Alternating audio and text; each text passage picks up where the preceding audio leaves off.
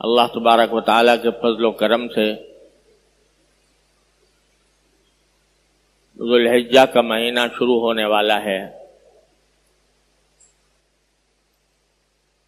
کل رات سے یا پرسوں رات سے اس مبارک مہینے کا آغاز ہو جائے گا، اور اللہ تبارک و تعالیٰ نے اس مبارک مہینے کو کئی حیثیتوں سے دوسرے مہینوں پر ایک ممتاز حیثیت، ممتاز صفت عطا فرمائی ہے۔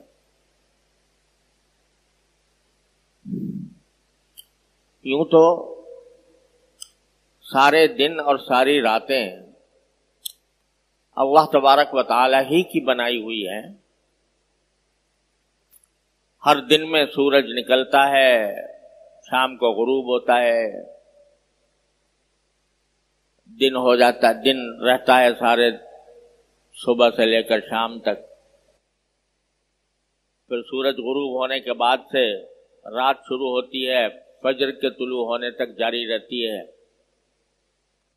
دیکھنے میں سارے سال کے دن اور سارے سال کی راتیں ایک ہی جیسی ہیں، اور سب اللہ تبارک و تعالیٰ کی بنائی ہوئی ہے۔ لیکن اللہ تبارک و تعالیٰ ان دنوں اور راتوں میں کچھ کو اس لیے انتخاب فرما لیتے ہیں کہ میرے بندے ان دنوں میں یا ان راتوں میں میری طرف خصوصی طور پر رجوع کریں۔ ہم لوگ اپنے دنیاوی مشاغل میں جو اللہ تعالیٰ نے ہمارے لیے حلال کیے ہوئے ہیں، مثلا روزی کمانے میں، تجارت میں، زراعت میں، ملازمت میں اپنے اوقات صرف کرتے رہتے ہیں، اللہ نے ان کی اجازت بھی دی ہے، اور اگر نیک نیتی سے کریں تو انشاءاللہ وہ بذات خود ثواب کے کام ہیں۔ لیکن ان کاموں میں زیادہ سے زیادہ منہمک ہو کر اور زیادہ مشغول ہو کر بعض اوقات ہم اللہ جل جلالہ کی محبت، اللہ جل جلالہ کی طاعت، عبادت، براہ راست عبادت، اس کو فراموش کرنے لگتے ہیں۔ اللہ تعالی کی یاد، اس کا ذکر، اس کی تمنا، اس کی محبت، ان جذبات میں ان مشغولیتوں کی وجہ سے کمی آنے لگتی ہے۔ تو اللہ تبارک و تعالی ہمیں اس غفلت سے نکالنے کے لیے اور اپنی طرف بلانے کے لیے، متوجہ کرنے کے لیے، اپنے سے رجوع کرانے کے لیے کچھ دنوں اور راتوں کو کہہ دیتے ہیں کہ یہ میری ہیں، یہ دن میرے ہیں، یہ راتیں میری ہیں، یہ مہینہ میرا ہے، یہ عشرہ میرا ہے، اپنی طرف منسوب فرما دیتے ہیں۔ اب رمضان کا مہینہ دیکھیے، مثلا وہی دن ہیں، وہی راتیں ہیں، وہی سورج نکلتا ہے، وہی غروب ہوتا ہے، لیکن اللہ تبارک و تعالیٰ نے فرمایا یہ میرا مہینہ ہے، اپنی طرف اس کی نسبت فرما دی تو اس کی شان کہیں سے کہیں پہنچ گئی، اس کی برکات کہیں سے کہیں پہنچ گئی۔ جیسے اللہ تبارک و تعالیٰ کعبہ شریف کو دیکھو، دیکھنے میں تو وہی پتھروں کی عمارت ہے اور عام گھروں کی طرح ہے، بلکہ عام گھروں میں پلاسٹر ہوتا ہے، اس پر پلاسٹر بھی نہیں ہے، عام گھروں میں روغن ہوتا ہے، اس پر روغن بھی نہیں ہے، لیکن اس گھر کو یہ کہہ دیا میرا گھر ہے، اپنی طرف اس کی نسبت قائم فرما دی تو اس کی شان، اس کا جلال، اس کا جمال، اس کی طرف انسانوں کی محبت اور ان کی طرف قلوب کا میلان ایسا زبردست ہے کہ جیسے مقناطیس لگا ہوا ہے، ساری دنیا سے انسانوں کو کھینچ رہا ہے۔ ایسے ہی اللہ تبارک و تعالی مختلف دنوں کو اور مختلف راتوں کو کچھ اپنی طرف منسوب فرما کر ان کو خصوصی فضیلت عطا فرما دیتے. تو اب جو یہ ذوالحجہ کا مہینہ آ رہا ہے یہ بھی انہی مہینوں میں سے ہے یا انہی ایام میں سے ہے جن کو اللہ جل جلالہ نے اپنی طرف منسوب فرما کر اس کو خصوصی تقدس عطا فرما دیا ہے اور اس کی خصوصی فضائل بیان فرمائے. کیوں؟ تاکہ ہم لوگ جو دنیاوی مشغلوں میں الجھے ہوئے ہیں، منہمک ہیں، وہ ذرا لوٹ کر تھوڑے عرصے کے لیے اللہ تبارک و تعالیٰ کے ذکر میں، اس کی یاد میں، اس کی محبت میں، اس کی طاعت میں اپنے آپ کو مشغول کریں. ایسا یہ ذوالحجہ کا مہینہ. اور اس مہینے کی ایک خصوصیت یہ ہے کہ اس میں کچھ اللہ تبارک و تعالیٰ نے ایسی عبادتیں مقرر فرمائی ہیں جو صرف انہی دنوں میں انجام دی جا سکتی ہیں، سارے سال نہیں دی جا سکتی. مثلا حج جو ہوگا وہ ذوالحجہ میں ہوگا، سارے سال نہیں ہوگا. عرفات کا میدان تو آج بھی موجود ہے، جبل رحمت بھی ہے، مینا بھی ہے. لیکن آج اگر کوئی جا کر مینا میں قیام فرمائے یا جا کر عرفات کے میدان میں جبل رحمت پہ کھڑا ہو جائے، کوئی عبادت نہیں، کوئی عبادت نہیں. عبادت کی حیثیت سے اس کا کوئی مقام نہیں. جیسے اور میدان ہے ایسے عرفات کا میدان. لیکن جب 9 ذوالحجہ آ گئی تو اب اس کا وہاں پر جا کر وقوف کرنا، وہاں پر جا کر ذکر کرنا، وہاں پر جا کر اللہ تبارک و تعالیٰ سے دعائیں کرنا، اس کا مقام کہیں سے کہیں پہنچ گیا کہ جو میرے بیت اللہ کا حج کرے اور اس میں کوئی فحش کام نہ کرے تو واپس ایسے آئے گا جیسے آج ماں کے پیٹ سے پیدا ہوا. تو یہ حج ایسی عبادت ہے جو صرف اسی مہینے کے اندر ہو سکتی ہے، سارے مہینوں میں نہیں ہو سکتی، کہیں نہیں ہو سکتی. اسی طرح قربانی کی جو عبادت ہے وہ انہی 3 دنوں کے ساتھ خاص ہے. 10 ذوالحجہ، 11، 12، بس ان 3 دنوں میں آپ جتنے بھی جانور قربان کریں گے اللہ تبارک و تعالیٰ کے لیے تو اس کے اون کے برابر گناہ معاف ہوں گے، اور ایک قربانی کا ثواب رسول کریم صلی اللہ علیہ وسلم فرماتے ہیں کہ ابھی خون جانور کا زمین پر نہیں گرا ہوتا، اس سے پہلے ہی اللہ تبارک و تعالیٰ کی بارگاہ میں پہنچ جاتا ہے. تو اتنی بڑی فضیلت ہے.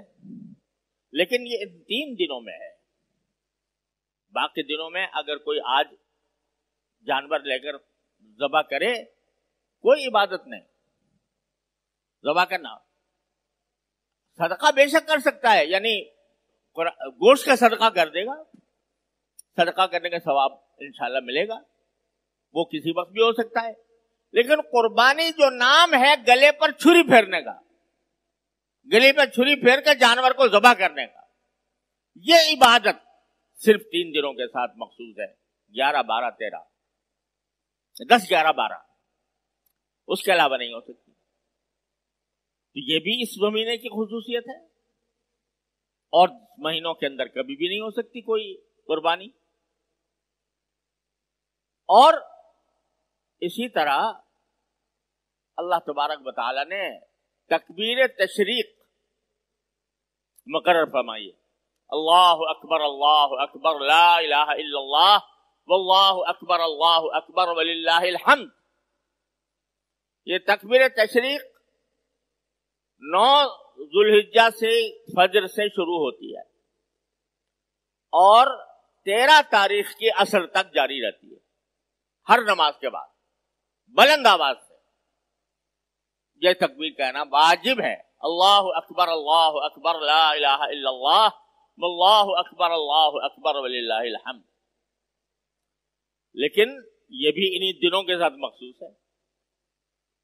9 تاریخ سے شروع ہوگی، 13 تاریخ کے اثر پہ ختم ہو جائے گی.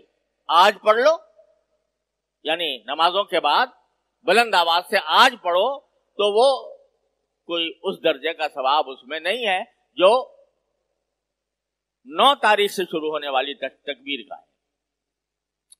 تو یہ کچھ اللہ تبارک و تعالیٰ نے خصوصیات عطا فرمائی ہیں اس مہینے کو جو اور کسی مہینے میں نہیں. اور اس کا آغاز ہونے والا ہے انشاءاللہ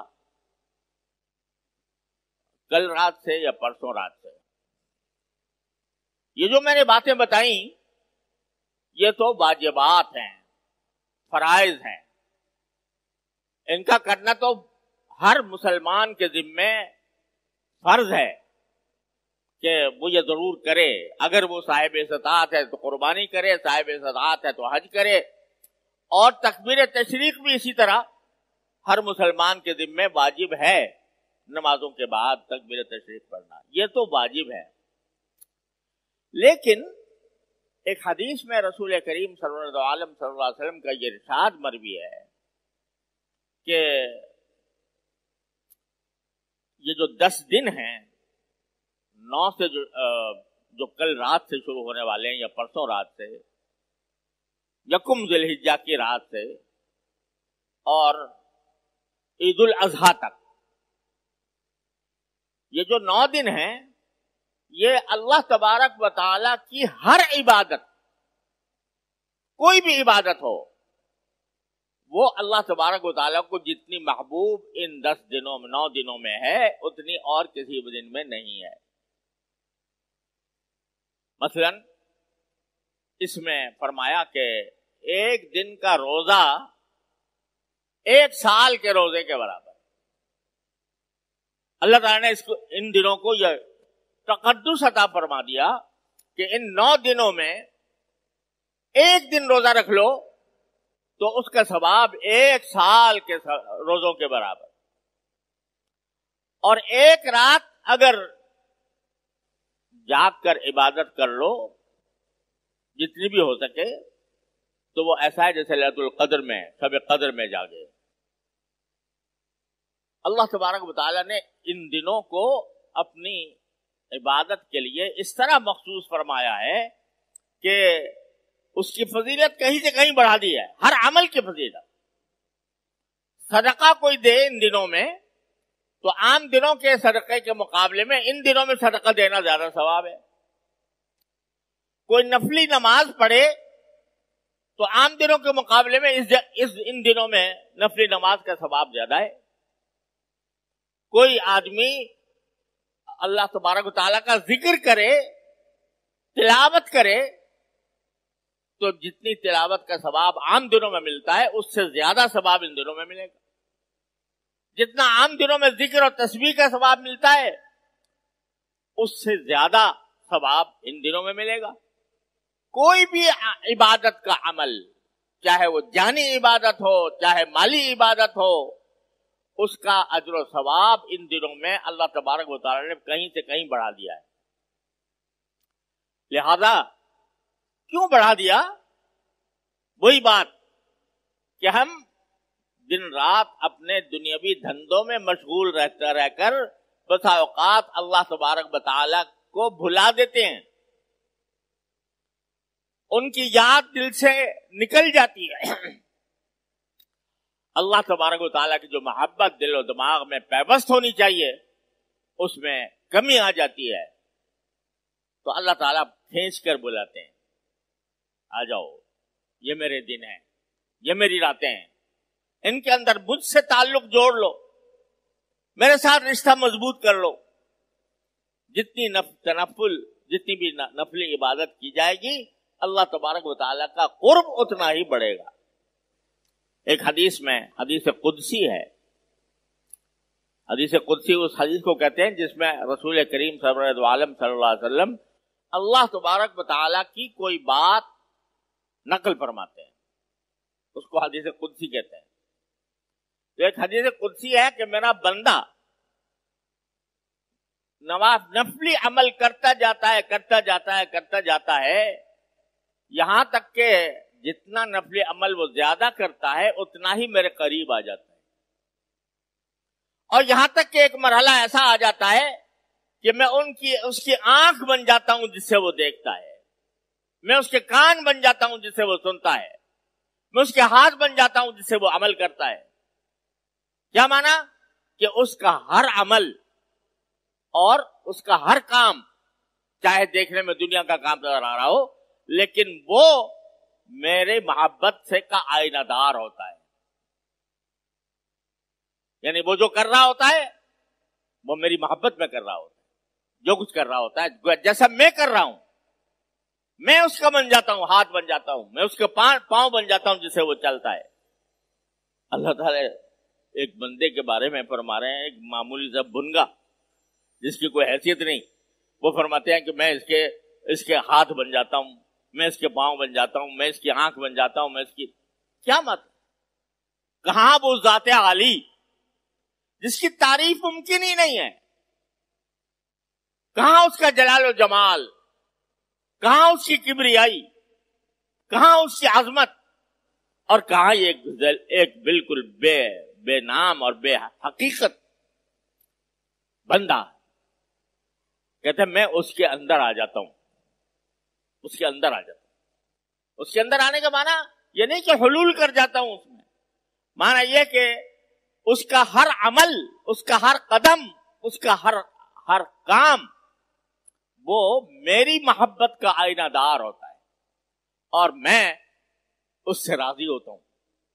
وہ چلتا ہے تو میں اس سے راضی ہوتا ہوں، وہ پھرتا ہے تو میں اس سے راضی ہوتا ہوں، وہ کھاتا ہے تو اس سے راضی ہوتا ہوں، وہ پیتا ہے تو اس سے راضی ہوتا ہوں۔ یہ مقام میں اپنے بندے کو عطا کر دیتا ہوں، کائے سے؟ اس کی نفلی عبادتوں سے۔ جتنی نفلی عبادتیں بندہ زیادہ کرے گا اتنا ہی اللہ جل جلالہ کا قرب حاصل ہوگا، اور قرب کا اس کو پتہ بھی چلے گا۔ ہر وقت جو کام کر رہا ہوگا تو وہ فرماتے ہیں کہ میری رضا کے مطابق کر رہا ہوگا، میں اس سے راضی ہوں گا، اور خود اس کے دل میں بھی یہ احساس پیدا ہوگا کہ میرا اللہ مجھ سے کرا رہا ہے۔ تو یہ زبردست فضیلت ہے کائے کی؟ نفلی عبادتوں، کسی وقت بھی کرے آدمی، آج بھی کرے، کل بھی کرے، کسی بھی وقت کرے، دن میں کرے، رات میں کرے، جو بھی نفلی عبادت کرتا ہے وہ اللہ تبارک و تعالیٰ کے قرب کا ذریعہ بنتا ہے۔ لیکن ان دنوں میں تو فرما رہے ہیں، یہ دن جو آ رہے ہیں 9 ذی الحجہ تک، اس میں اگر جو عبادت کی جائے گی عام دنوں سے زیادہ، فرماتے ہیں میں مجھے زیادہ محبوب ہے، اے بندے تو عام دنوں کے اندر بھی میری نفل عبادت کرتا تو میں تجھے اپنا قرب عطا کرتا، لیکن ان دنوں میں اگر کرے گا تو مجھے محبوب ہے تیرا عمل، مجھے تیرا عمل محبوب ہے ان دنوں کے اندر، جتنا ان دنوں میں محبوب ہے اور دنوں میں اتنا نہیں۔ لہذا یہ اگر دیکھا جائے تو لوٹ کا زمانہ ہے کہ بندہ اللہ تبارک و تعالیٰ کے قرب کے لیے اپنے آپ کو جتنا ہو سکے عام مشاغل سے ہٹا کر، مشاغل کو کم کر کے ان میں نوافل کا اہتمام کرے، نفلی عبادتوں کا اہتمام کرے۔ اگر روزہ رکھ سکتا ہے تو روزہ رکھے، نفلی عبادت کوئی بھی زیادہ کرے، تلاوت عام دنوں میں جتنی کرتا ہے اس سے زیادہ کر لے، جتنا ذکر اور تسبیح عام دنوں میں کرتا ہے اس سے زیادہ کر لے، صدقے کا اہتمام کرے، جتنا صدقہ دے سکتا ہے اللہ کے راستے میں وہ صدقہ کرے، اور نفلی نمازیں جتنی بھی اللہ تعالیٰ توفیق دے اس کا اہتمام کرے۔ تو فرمایا رسول کریم صلی اللہ علیہ وسلم نے کہ اور کوئی دن اللہ کو اتنے محبوب نہیں ہے عبادت کے لیے جتنے یہ دن محبوب ہے۔ ایک اور بات عجیب قسم کی ہے، وہ عمل مستحب ہے، واجب نہیں، فرض نہیں، لیکن اس کی بھی ایک فضیلت ہے۔ وہ کیا؟ کہ جس کو قربانی کرنی ہے قربانی کے دنوں میں، چاہے وہ فرض قربانی ہو یا نفل ہو. اگر قربانی کرنی ہے، ظاہر ہے اگر فرض ہے یا واجب ہے تو کرنی ہی کرنی ہے. لیکن اگر فرض کرو واجب نہیں ہے، پھر بھی کسی نے ارادہ کر رکھا ہے کہ میں نفلی قربانی کروں گا، تو نفلی قربانی بھی اگر کرنی ہے تو یکم ذی الحجہ کی، یعنی جو کل رات کو شروع ہونے والی ہے، ذی الحجہ کی پہلی رات، اس وقت سے لے کر قربانی کرنے تک نہ اپنے بال کاٹے نہ اپنے ناخن کاٹے. یہ عمل مستحب ہے.